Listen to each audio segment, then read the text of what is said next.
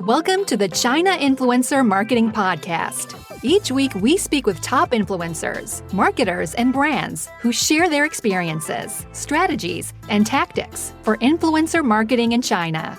Here's your host, Lauren Hallanan. Hi, everyone. Welcome back to the China Influencer Marketing Podcast. Today's episode features Elaine Wong, founder of V Consulting, an agency that is helping brands with China e-commerce.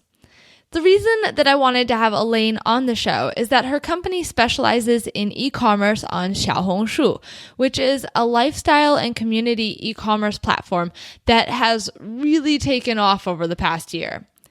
The platform recently made international news when it announced it had completed its Alibaba-led Series D worth $300 million with a valuation of $3 billion. For those of you that don't know much about Xiaohongshu, I definitely recommend you get up to date on this app and you learn more. It's becoming an extremely important platform in China. I've also included some links to some articles that I've written about Xiaohongshu and some other podcast episodes that mention it. So check out the show notes for those. Xiaohongshu has become an extremely important word-of-mouth marketing tool for brands in China, and a lot of Chinese people use the platform as a research tool. You know, just as we might Google something to find out more about it.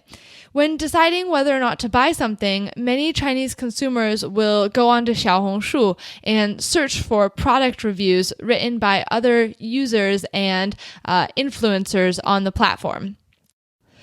In this episode, Elaine and I discuss how the platform works, just some of the basics of it, as well as what is good content for Xiaohongshu and how can you work with an influencer on Xiaohongshu. Because the type of content needed to reach consumers on Xiaohongshu may be different than some other platforms such as Weibo and WeChat, Douyin. It's a lot less entertainment driven, and it's more focused on sharing real experiences with the product and the brand and how this fits into your everyday life. It's really, the content on Xiaohongshu is really just like chatting with a friend and sharing the products and experiences that you have with a friend. So we go into that and explain that a bit. Before we start the episode, I just want to take a quick moment to thank our sponsor, Parklu. Parklu is China's premier influencer marketing platform. Learn more at parklu.com. And now on to our interview with Elaine.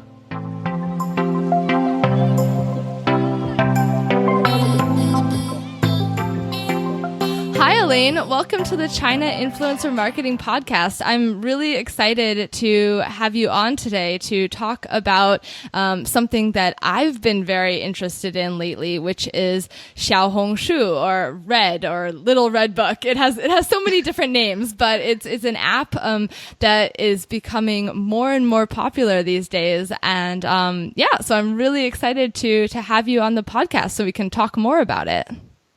Yeah, hello, Lauren, and hello, everybody. I'm Elaine, Elaine Wong from China e-commerce V Consulting Company. So maybe I can introduce a bit about myself first, right? Yeah, definitely. Tell us a little bit about yourself and kind of what you do. Yeah, I'm always in the e-commerce industry, in particular for China e-commerce. So what our company do is that we focus on helping the international brand, the overseas brands, to go into China market with e-commerce, doing branding and marketing. So we specialize a lot on doing Xiaohongshu, the Little Red Book, because we can see the potential of it, and we see that compared to other typical marketplace in China, it's more suitable for a brand who is new in China market and they want to start something in China. Okay. How did you start this company? Yes, I'm the founder of this company. Oh wow. So what were you doing before you started the company? Why did you decide to start this company? Yeah, so I have been working in e-commerce for around 8 years now. I used to work in Alibaba in Hong Kong. So that's the time that I first know, wow, China is such a big market. In particular, e-commerce is developing so quickly, and there's so much opportunity for actually everybody. The reason why I decided to start with this company is because I can see that a lot of international brands, especially the ones that is popular in its home country, but then they have no presence in China. It's very difficult for them to start the China market because, China is so far away from them. For Europeans, Americans, Australians, the language barrier, they cannot understand what's going on in China market. Even if they have a partner in China, they cannot really know what is happening to their brand. We have been in touch with a French skincare brand who has 200 years of history in France. And then they work with a very large partner in China who helped them to do the whole China market, like going on different large marketplaces, doing branding and marketing. But then after 3 years, after burning like so much money, they come to us and they said, "Oh, I think that we're not doing the right thing in China."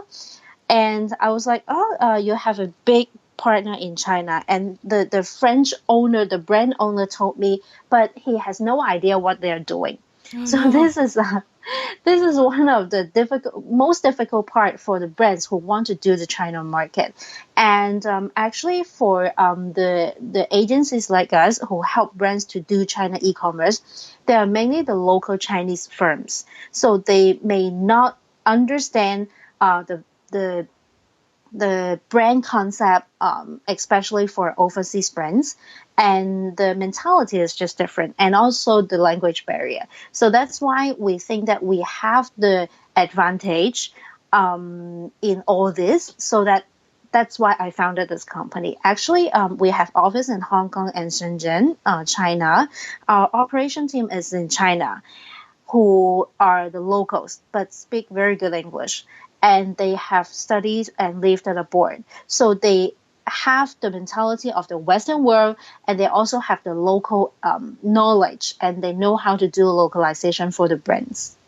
Yeah, I think that's really, really important. Like you said, especially with brands that are new to China, because you really have to be able to understand the brand and convey like the brand to the Chinese consumers. So I think that's really important. So Yes. I want to get into Xiaohongshu or Red. I don't know what you prefer to call it. It has so many different names. Yeah. But could you explain a little bit for people that don't know, like what is Xiaohongshu? Because it's not quite a social media platform, but it's not quite an e-commerce platform. It's a little bit of everything. Yes, that's right. It's a little bit of everything. So whenever we talk about Xiaohongshu, we will say that it's an integration of e-commerce, social media, branding, and marketing. So it's a little bit of everything. Nowadays, Xiaohongshu has 100 million users. It was just founded in 2013, so in 5 years of time. And then it started when it first started. It was doing nothing about e-commerce. It was just purely a website at that time for people to share their daily life. What do they recommend? What are the products? What do they think it's good? What do they think? Oh, this product is not that good.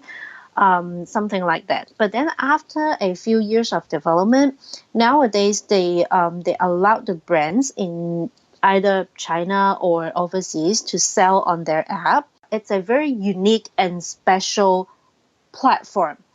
If you want to create word of mouth, it's a platform for you. If you want to sell something which is unique, then it's a platform for you. Yeah. Do you find it difficult to explain to foreign companies like this concept, because I think that there's nothing really like it in the West, this integration of a social network with an e-commerce platform. I really don't think there's anything like it. Yeah, it's sometimes difficult for me to explain to anybody who doesn't know about Xiaohongshu. And even for Chinese clients, we have Chinese clients. They come to us and they said, yeah, I know about Xiaohongshu, but I don't really know how it works. Because why would people just buy something when they, after reading the article, people saying that it's good, then you just buy it? They just can't understand this. But it's really how it works. Let's imagine when we, as a lady, when we shop, it's like this, right? When your friend told you, wow, this product is really good and popular in, let's say, the US. And then you'll be like, well, is it really that good? Then I will give it a try. So I will just buy it at the spot. So it's how it works, especially to the young generation. For Xiaohongshu, their targeted audience their users are very targeted. 80% of their users are millennials, the customers who are born after the 1990s or 1995, and 80% of them are female. So it's a very unique and targeted platform. Mm-hmm. Yeah. Why did you choose to, you kind of mentioned it, but why have you chosen to focus on Xiaohongshu versus, like you said, like Alibaba or JD, or there's so many VIP, Koala, like there's so many different e-commerce and cross-border e-commerce platforms. So what is it about Xiaohongshu that you really wanted to focus on this platform? Yeah, actually, we already decided to focus on Xiaohongshu a year ago. The reason being is that we all know about the big ones that you just mentioned. I would say that it's really getting more difficult for even existing brands to sell on these big marketplaces, not to mention the small ones who are new in the China market, right? So we can see that the operation and marketing costs on these big platforms are getting so high, and the competition is so intense. So we are in touch with a lot of the local good brands who are maybe new in China market, and they're not the very big ones, but they have good potential. So we can see that there is a mismatch between the need of these brands and what these marketplaces are supplying, the opportunities that they're supplying. And when we look at Xiaohongshu at that time, a year ago they had like 50 million users. 50% of the users are millennials compared to 80% of them now. And at that time, we already see that Xiaohongshu could be an entrance, a good entrance for the brands that we are working with, because they have kind of less restrictions on the type of company that you are running. For example, on Tmall Domestic, you must have a Chinese bank account and company. This is an issue for a lot of overseas companies, right? They don't have a Chinese brand, they don't have a Chinese company or bank account. And if you go on Tmall Global, where you can open the shop with your overseas bank account and also company, you need to pay a lot of deposit and operation and marketing fee. So not all the brands could afford that. And they need to wait maybe for a year or 2 years in order to see the result of their investment. But then on Xiaohongshu, the sort of entrance fee is less, like they charge less deposit, they charge less on everything, but they have very good, very high quality users. So that's why we have chosen to focus on this platform. Okay. Yeah, I agree. It's a little bit, the big marketplaces, it can be really, not only is the barrier to entry high, but it can also be really hard to stand out on those platforms as well. So like you were just mentioning some of the requirements to sell on some of the bigger platforms. What about Xiaohongshu? Could you share a bit about that? Yeah, for the requirements, I would say that they do not have very, very strict requirements on the type of companies that you're running, as I mentioned.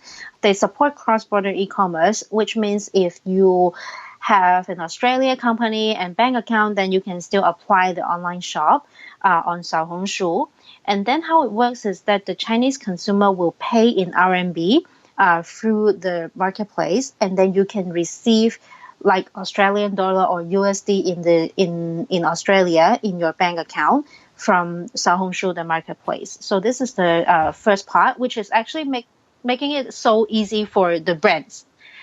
Secondly, the requirement would be there are different types of shops that you can open. Let's say a retail shop or a brand flagship shop. So if you are the brand itself, you want to open the brand shop, then you need to prove that you are the brand owner. If you are opening a retail shop, then you need to prove that you are authorized to sell on Xiaohongshu. So these are some of the basic requirements. Okay. And as far as the the fees, I think what I heard is that it's like 15%. Yeah, so on Xiaohongshu, it's kind of special as well. They only have two official fee. One is the deposit. Currently, I think the deposit is around 15,000 to 50,000 RMB as the deposit. It depends on, yeah, it's just up to the marketplace. How much do they think they should charge you for the deposit? Another fee would be the commission that you just mentioned. It's right, it's 15%. Okay. Flat commission rate. So these are the two official fee that Xiaohongshu is charging. So what you can see special about Xiaohongshu is that they don't have an official system where you can pay for marketing. It's different from Tmall and like Taobao. You can say, oh, I want this front page banner, so I pay you 3 million RMB for a week. On Xiaohongshu, there's nothing like that. Currently, they don't have anything like that. I'm not saying that forever it's like this. The reason is because Xiaohongshu becomes so popular. It's because of their content. They are very, very content driven. So even if nowadays they want to promote some of the shops or promote some of the articles that people write on Xiaohongshu, it's not that, I pay you this amount of money, so please promote my article. It's not like this. They will look at the content that you create. They want everybody to contribute to the content of the market, of the platform. So it's very important for anybody who wants to play the game successfully on Xiaohongshu to create really good content on the platform. Yeah, I really admire that, especially in, I guess not just the Chinese atmosphere, but when I think of China and I think a lot of the apps, especially nowadays, I feel like a lot of them are either very pay to play or, if you have a connection at the app, then your stuff will get promoted more. Or it just sometimes, there's not a lot of apps in China that are really protective of, trying to have the best content possible. So I think that it's really admirable that they're doing that, and that, like you said, maybe they will be introducing some things in the future, but that so far, they're kind of taking things slowly to, make sure that they don't ruin the really great environment that they've created on the platform. So once a store has signed up, who handles like the fulfillment and customer service? Is that Xiaohongshu, or is it each brand will handle that on their own? Up till now, the marketplace handle the customer service. Like they face the clients, they face the customers, the end customers. The brand or the shop owner will not connect directly to the end customers when they have any question. But I guess very soon, Xiaohongshu is opening this customer service function to the shop owners, because there are just too many customers, and they have more and more shops on their marketplace. So I guess very soon they will request the brand owners to handle the customer service on their own. And in terms of fulfillment, we can see that Xiaohongshu is really developing their fulfillment arm and the supporting infrastructure for their e-commerce business. Because just in this year, I think just a few months ago, Xiaohongshu announced that they opened their warehouse in Australia, Europe, and the US. So if you're a brand from the US, then you can ship your orders to Xiaohongshu warehouse in the US. Then they will have their logistic solution going into China to the end customer. And it's the same in Europe and Australia. Currently, they have warehouse in Hong Kong. So the shop owners, when they have an order, then they can ship to the Hong Kong warehouse, and then through Xiaohongshu, the parcel will go to the end customer. But then currently they expanded in Europe, Australia, and US. Okay, that's a lot of places. Yeah, they're Yes. expanding quite quickly.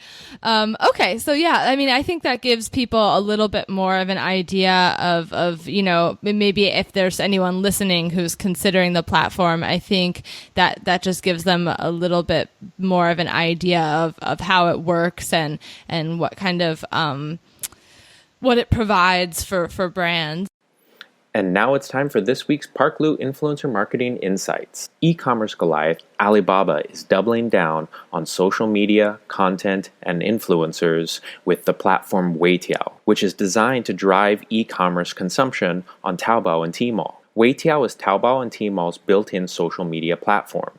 It lets regular users, KOLs, and brands post product-related content, build an audience, and engage with platform users. Consumers use Weitiao to discover and research brands and products via educational, entertaining content. Weitiao's social content ecosystem is very similar to Xiaohongshu, aka Little Red Book. The main difference being content on Weitiao directs users to products sold on either Taobao or Tmall, while Little Red Book links to its own e-commerce ecosystem. KOLs and regular users too can post about products and receive commissions for items they sell, a lot like an affiliate marketing model. They can also collaborate with store owners and brands who will pay them to post about their products. To read this article from Parklu, visit us at chinainfluencermarketing.com/Parklu. Enjoy the rest of the podcast.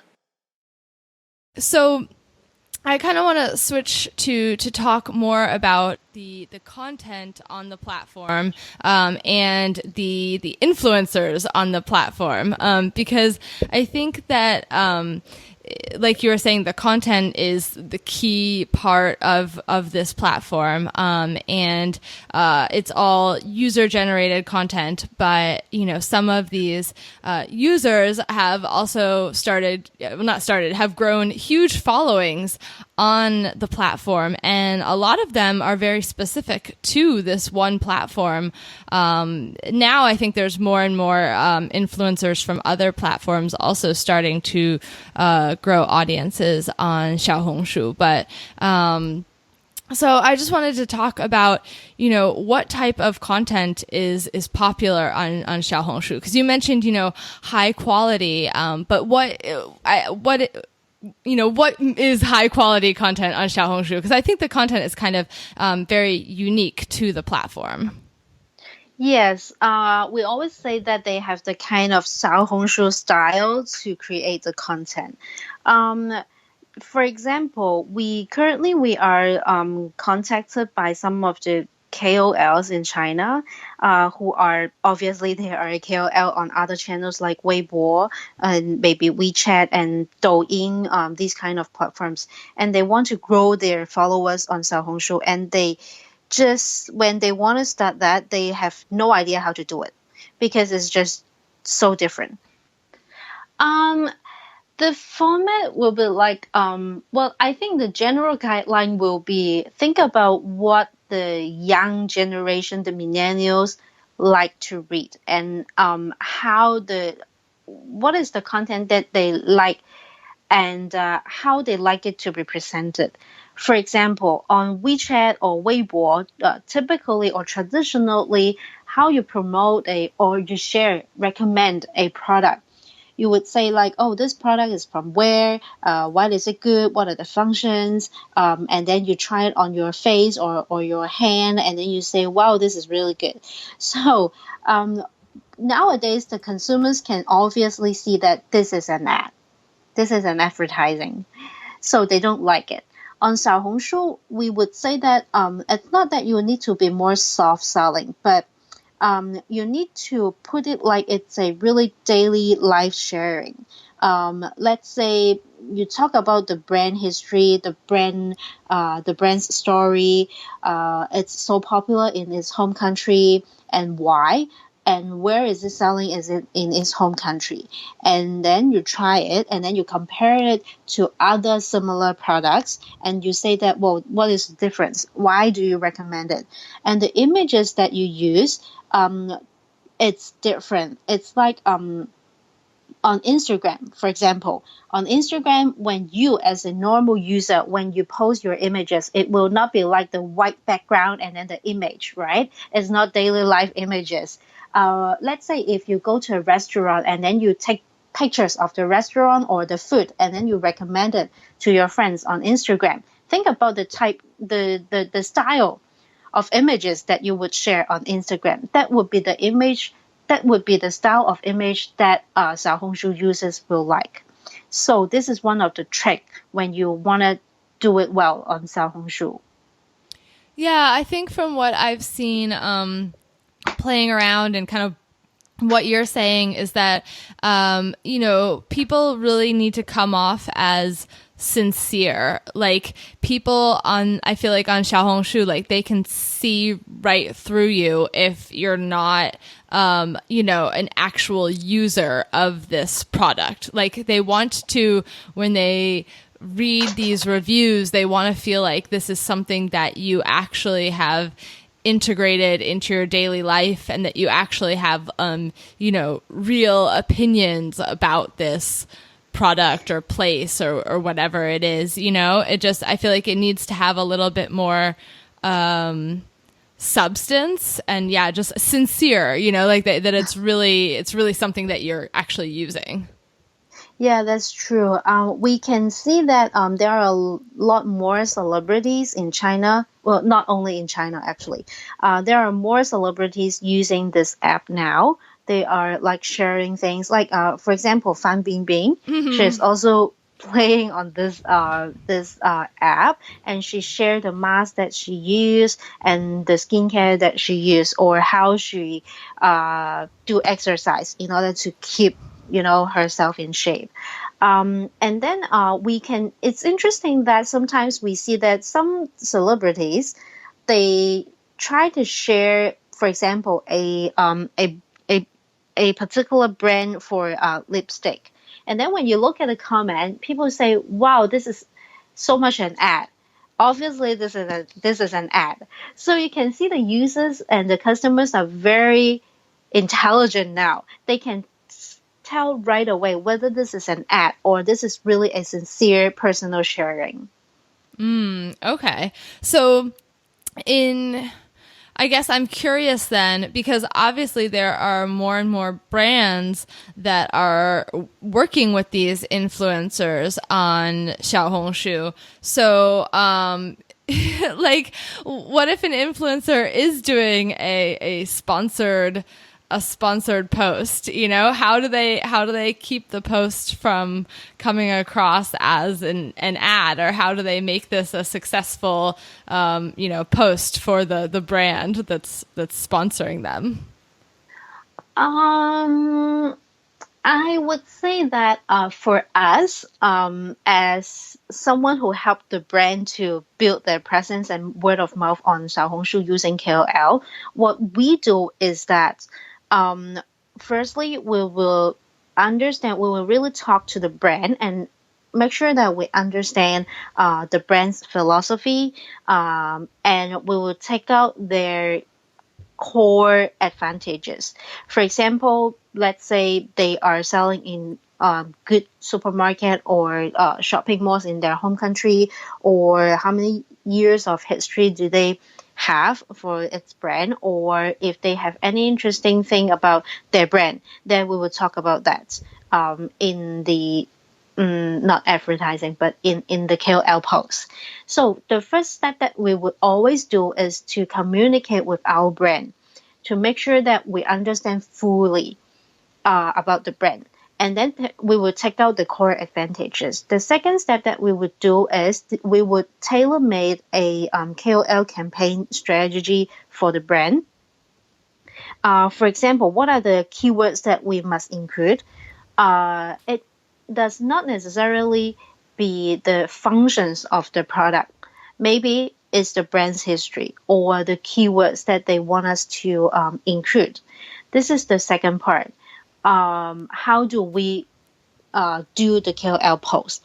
And then the first step that we do will be we brief every single KOL that we work with on the campaign. Make sure that they understand the brand, the brand's image, and the keywords and the message that we have to deliver.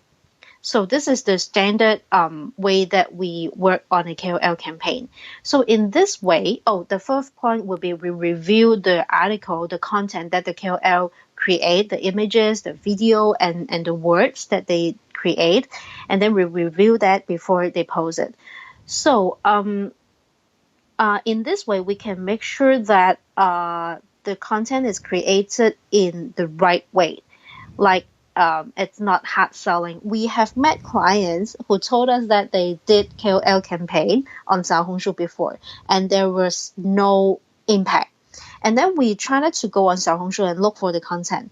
How they did it is the KOL just copy and paste all the 20 steps to shop on the client's website, like word by word. So obviously this is an ad, and you do not want to read on, right?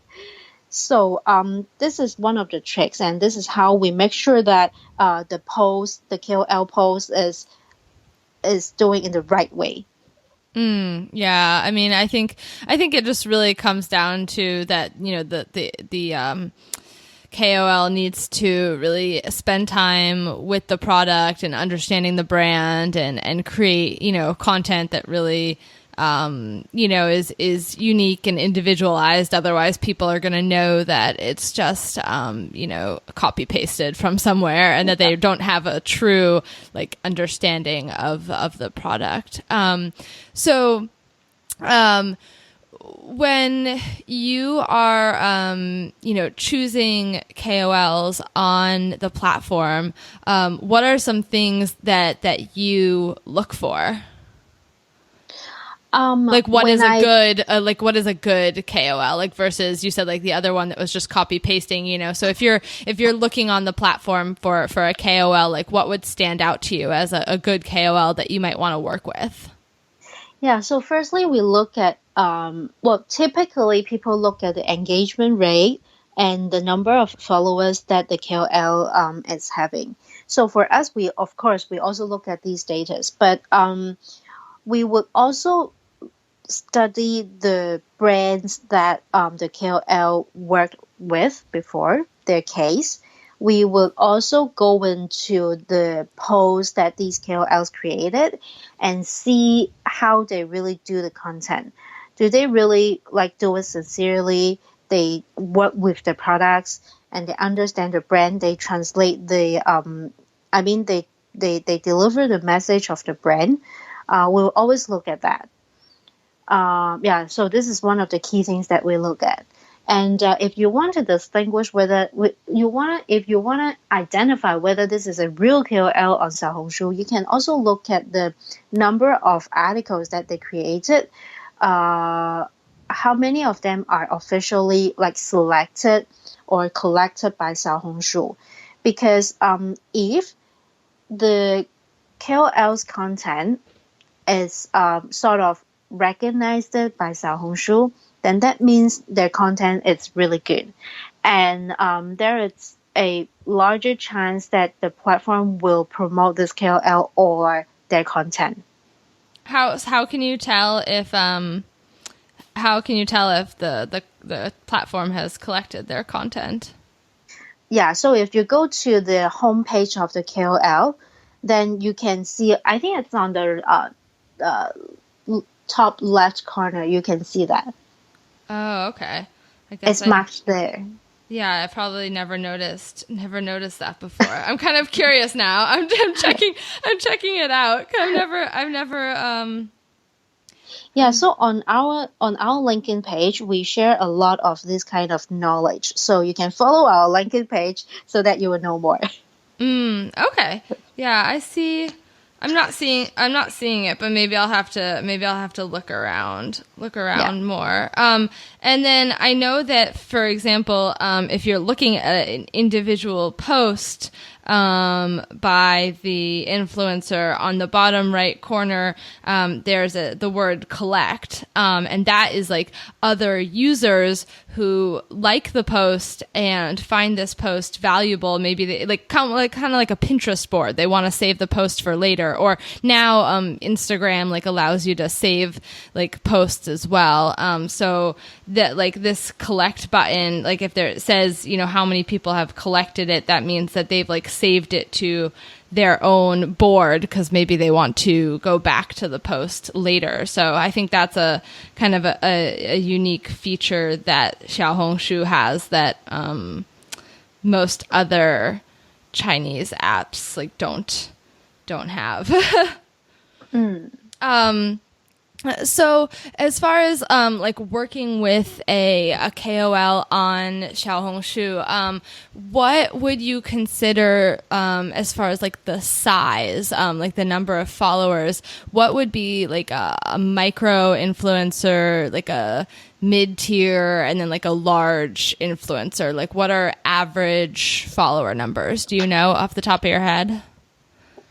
Yeah, this is such a good question. Actually, Xiaohongshu, if you look at the total number that they have, the total number of users that they have just 100 million compared to WeChat or Weibo. They are quite small. But as I said, the quality of the users are very high. It's very targeted. So although the number of users is lower compared to the others, I would say that it's if you do KOL campaigns or you do marketing campaigns or branding campaigns on Xiaohongshu, you can see the impact. It could be quite effective. When we talk about the number of followers considered as big or small, I can give you some benchmark to refer to. Let's say on Weibo, if you have 1 million followers, you're considered as a top tier KOL. But then while that's on Xiaohongshu, if you have around maybe 50,000 followers, you are considered as a medium to top KOL. I mean, I think that you're saying that, they may have less followers, but, these are real followers who are, very actively looking for, product recommendations. So even though they have maybe less followers, these followers are probably much more valuable than the followers on Weibo. So I think that's a very significant point. And then as far as just costs, are costs for working with Xiaohongshu KOLs, are they pretty comparable to other platforms, or are they less expensive, more expensive? What's kind of could you a comparison? I would say that the amount of money that you need to invest maybe on the same level of KOL. On Weibo and WeChat, you need to spend a lot more. But then on Xiaohongshu, you can spend a little bit less. But maybe the impact is similar. So in terms of like ROI, maybe on Xiaohongshu, it's even more significant in our opinion. Okay. Because if you go on WeChat, we kind of know what the top tier, middle tier, and the lower tier KOLs charge for posting on WeChat, and we all know the ROI, right? And then on Xiaohongshu, based on the data and the experience that we have working for the brands, we would say that the ROI could be more significant on Xiaohongshu. Okay. And I think that that's something that we haven't really pointed out yet, but is just that, because I know that you're helping a lot of brands to actually open up stores on the platform and work with KOLs on the platform. But I think that it's also becoming very common for brands, even if they don't have if they're not selling their products on the platform, they don't have a store on the platform, that they're still running KOL campaigns on Xiaohongshu. Have you seen a lot of that? Yeah, a lot. We have seen some of them, and we are working for clients who are doing the same way. For example, we have a client which is from Italy. They're an online luxury retailer. They have their own website, Chinese website, and they always want to direct the customers in China to place order on their website. And then they launched they have a new, they signed on a new brand from Italy, and they want to focus on that brand. They want to promote this brand to the Chinese consumers. Now they want to promote the brand and the new line of products on Xiaohongshu, and they don't have a shop on Xiaohongshu. So what we are doing is that we help them to create a lot of very good content on Xiaohongshu, and then direct the users to the retailer's website in China and place order on their website. Okay, so does Xiaohongshu have any rules about that? Like, are you how are you directing them? Are you able to include a link, or do they just say, go to the brand's website, or because a lot of platforms, especially like Weibo, will control links to outside websites. What are the rules on Xiaohongshu for that? Yeah, on Xiaohongshu it's just the same. They do not allow external link. So unless you have a shop on Xiaohongshu, then you can include directly. It's a lot easier for you to direct the traffic to your shop on Xiaohongshu because right underneath the content that you create, then they will link your product on Xiaohongshu, and then people can just buy on Xiaohongshu. But then if you don't have a shop on the platform, you need to direct people to an external website. Firstly, you cannot put the link. Secondly, how you can direct the people would be just say that, go on Baidu and search this, and then you can go to the website and then you can place order. I would say that you can still do marketing or KOL on Xiaohongshu if you are not selling on Xiaohongshu. Because it's good for you to see how the market reacts to your product or your brand. And you can start from there. If the feedback is good, maybe in the beginning when you just started doing that on Xiaohongshu, you cannot see a lot of sales. Because it's quite complicated.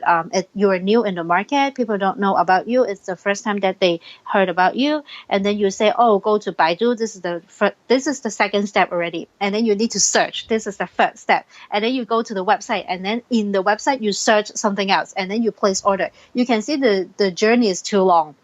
But then if you do not sell on Xiaohongshu, why is it also good for you to do marketing on Xiaohongshu? It's because firstly, you can create the word of mouth. Secondly, you can really see the reaction of the market. Let's say you have already done some marketing on Xiaohongshu and people ask questions. People want to know where to buy. or do you have any discount, or what is the exact function of your product, then you can see, whoa, you really have an opportunity on this marketplace. Then you can consider opening your shop. And it's also good for you to create your word of mouth, because Chinese consumers, they are nowadays very, very well informed. It's not like 5 years ago. 5 years ago, whatever you sell, you can sell, right? But nowadays, it's not, because people tried a lot of products and brands already, and they have a lot of channels to buy whatever they want. So it's important for you to build your word of mouth so that they know, oh, this is really a good product, and they will stick to your brand.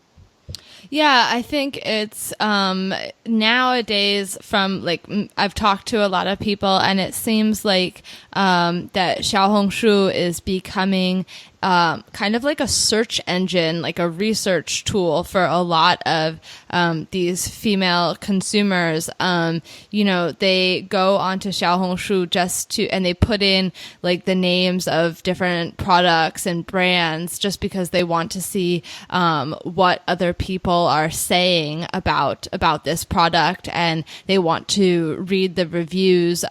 Maybe they don't even plan on purchasing anything from the platform. They just want to go on to like research the product because, like you said, they really value the content, and they think that the reviews on Xiaohongshu are trustworthy and genuine, especially in comparison to a lot of other e-commerce and social platforms in China. So I agree with you that from a word of mouth standpoint, I think that a lot of people are just going on to the platform to learn more about products and see what other people are saying. So I think it's pretty important for brands to, if I feel like if somebody in China goes onto, Xiaohongshu and they type in your brand's name and then they don't find anything, that's going to like concern people, like, yes, exactly. Yeah. How do we actually, Xiaohongshu is a good platform, but I believe that it's not a platform for every single brand. Whenever we work with brands, let's say they want to do Xiaohongshu, and then the first step that we do would be really searching the brand on Xiaohongshu and see if they have any presence there, anybody talking about them. This is the first step that we do our, kind of research. If we feel like, oh, a lot of people are already talking about this brand, then yeah, they may have a good potential on this marketplace, or even in China market in general. For example, now we are working with an American brand, which is a medical beauty brand, like skincare brand, but typically they are just they're just supplying to the doctors or the very selected beauty salons, I guess. They do not really sell in the retail, but then now they want to pick a few products to sell in China retail market, and the first platform that they go on would be Xiaohongshu. And the reason why we can see the potential of this brand is because, firstly, it's quite popular in the US. Secondly, quite a lot of people are already talking about them in China on Xiaohongshu. So we are quite optimistic about their, development in China. Right. So yeah, I think that makes sense. Like, it might be a lot harder if the brand has like no presence at all on the platform or anywhere in China. It might be a little bit difficult for them. Yeah. Okay. Cool. Well, I mean, I think that is like a lot of the questions that I had on Xiaohongshu. Is there anything else that, from your experience on the platform or working with brands, is there anything else that you really feel like people need to know, before they either work with KOLs or they think about launching their brand on the platform? Like, anything else that you think they should know? I think the first point would be really to see whether Xiaohongshu is the right platform for them. As I said, it's not a platform for every single brand. If, in my opinion, if your brand has a good story to tell, has good packagings, has good images, brand image, and you care about your brand image, then maybe Xiaohongshu is a platform for you. And the second point is that we have seen really a lot of good potential brands. They did not become very successful in China. It's because they always sit and wait and look. They want to see, I want to have a perfect plan before I go into China. I want to just wait and see more how it develops, and then I may go. This is the biggest issue for brands because in China, the market is moving so quickly. It's just too fast. Every single month, there are new things. And even on Xiaohongshu, they have new rules regularly. Like last week, I guess, they announced the new regulations regarding to the advertising and creating content and how often you can post the soft selling, content. So the market is moving so quickly. If you want to wait and see and then wait for a perfect plan before you go, then you will end up always waiting and looking and never taking the first step, and then you miss the chance in China. For example, a year ago when we just started focusing on Xiaohongshu, we highly recommend our clients to go on this marketplace, and some of them were more hesitated because they want a perfect plan. So now they regret. So our recommendation is that if you feel that this is really the opportunity for you, then just go first with a market expertise. I mean, a good partner in China. And then more importantly is to adjust your strategy and what you're doing along the way instead of firstly have a perfect plan, because in this way you will never be able to catch up the environment in China because it's changing too fast. Yeah, I think that's really, really great advice, and unfortunately, a lot of brands really do tend to wait for the perfect plan. But I completely agree with you. I mean, it's crazy how quickly platforms come and go, and you just got to dive right in and really get going. And like you said, it's especially with a platform like Xiaohongshu, it's a great place to test out the market, see what people have to say, learn more, and then, figure things out from there. So I think that's really great advice.